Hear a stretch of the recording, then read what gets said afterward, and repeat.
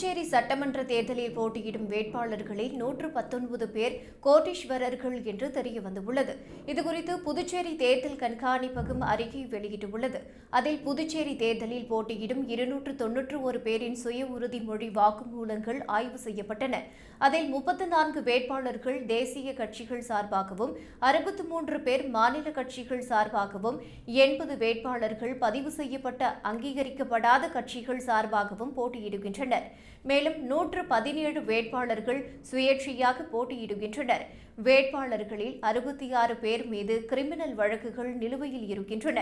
28 பேர் மீது கொலை முயற்சி, திருட்டு, பெண்களுக்கு எதிரான குற்றங்கள் போன்ற தீவிர கிரிமினல் வழக்குகள் நிலுவையில் இருக்கின்றன. வேட்பாளர்களில் 119 பேர் கோடீஸ்வரர்கள் ஆவர். என்ஆர் காங்கிரஸ், பாஜக, லட்சிய ஜனநாயக கட்சியில் போட்டியிடும் அனைவரும் கோடீஸ்வரர்களாக இருக்கின்றனர். புதுச்சேரி வேட்பாளர்களின் சராசரி சொத்து மதிப்பு 7.21 கோடி ரூபாயாக இருக்கிறது. லட்சிய ஜனநாயக கட்சியின் வேட்பாளர் ஜோ சார்லஸ் மார்டின் 609 கோடி ரூபாய் சொத்துக்களுடன் முதலிடத்தில் இருக்கிறார். பாஜக மாநில தலைவர் ராமலிங்கம் 115 கோடி ரூபாய் சொத்துக்களுடன் இரண்டாம் இடத்திலும், 85 கோடி ரூபாய் சொத்துக்களுடன் அமைச்சர் நமச்சிவாயம் மூன்றாம் இடத்திலும் இருக்கின்றனர்.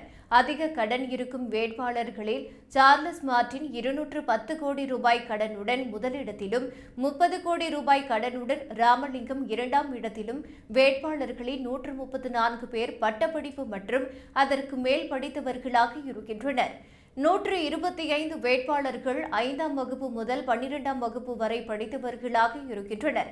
புதுச்சேரி தேர்தலில் இம்முறை 40 பெண்கள் போட்டியிடுகின்றனர். அது மொத்தமுள்ள வேட்பாளர்களின் எண்ணிக்கையில் 14% ஆகும் என்று புதுச்சேரி தேர்தல் கண்காணிப்பகம் தெரிவித்துள்ளது.